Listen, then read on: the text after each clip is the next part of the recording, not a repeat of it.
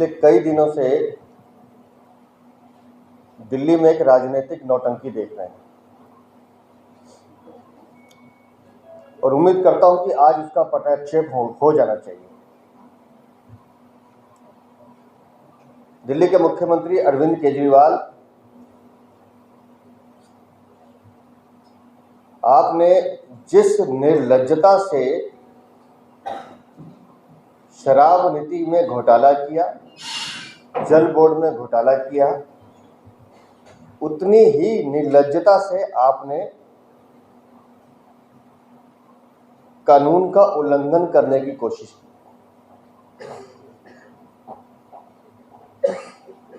मुझे गर्व है कि हम भारत के संविधान की उस छत्रछाया में रहते हैं जहां सबको समान अवसर तो मिलते हैं, लेकिन अंततः सत्य की जीत होती है। लेकिन मुझे लगता है अरविंद केजरीवाल को यह बात समझने में बहुत देर लगी। दिल्ली के मुख्यमंत्री हैं, इतना अहंकार। मैं दिल्ली का मुख्यमंत्री हूं, मुझे तो प्रोटेक्शन चाहिए। अहंकार की सबसे बड़ी खूबी यह है कि वो आपको महसूस नहीं होने देता कि आप गलती कर रहे हैं। यही अरविंद केजरीवाल के साथ हुआ। बहानों में उलझ के रह गए अरविंद केजरीवाल, वरना सच्चाई का सामना करना इतना मुश्किल नहीं था। पहले दिन से संबंध वैध था, आज तक वैध है, जिसको आप अवैध कहते हैं। पहले दिन से आप उसकी अवहेलना करते रहे, उसी अवैध संबंध की जमानत के लिए आप कोर्ट गए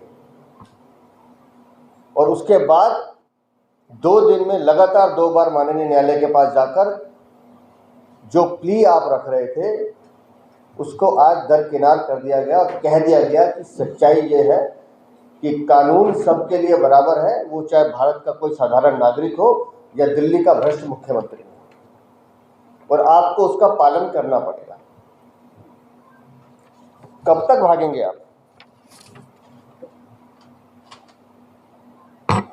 और पहले दिन से भारतीय जनता पार्टी भी जानती थी, दिल्ली की जनता भी जानती थी, और इस बात को हम बार बार कह रहे थे कि अरविंद केजरीवाल, शराब नीति बदली क्यों, उसका कारण बताओ।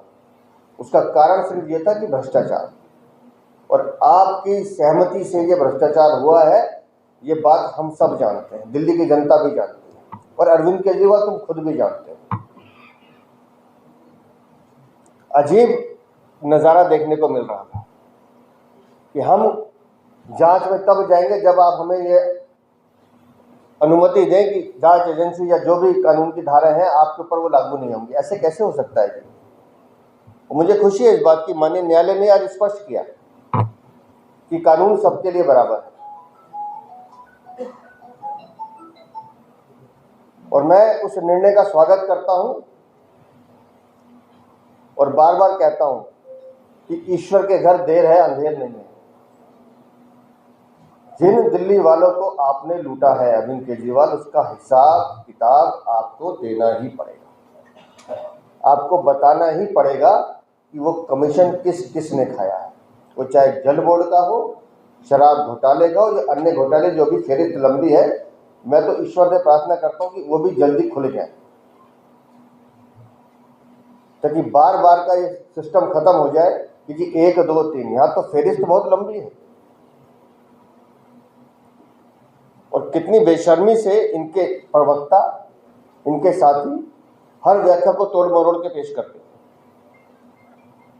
हम हर बार एक ही सवाल पूछते थे कि इसका जवाब दे दीजिए कि शराब नीति अगर ठीक थी तो बदली क्यों, उसका जवाब दे दीजिए। या शराब नीति बदलने की जरूरत क्या थी अगर उसी शराब नीति पे वापस आना था जो आज चल रही है। एक मोटा खेल दिल्ली को बर्बाद करने का पिछले 8 9 10 सालों में खेला गया है, और इसलिए मैंने कहा कि मैं उम्मीद करता हूं कि अब ये नौटंकी बंद होगी। आप जांच एजेंसी के सामने जाएंगे, अपना जो तथ्य है उसको स्पष्ट करेंगे, और सच्चाई जो सब जानते हैं वो अब सबके सामने और स्पष्ट रूप से आए, ऐसा मेरा मानना है।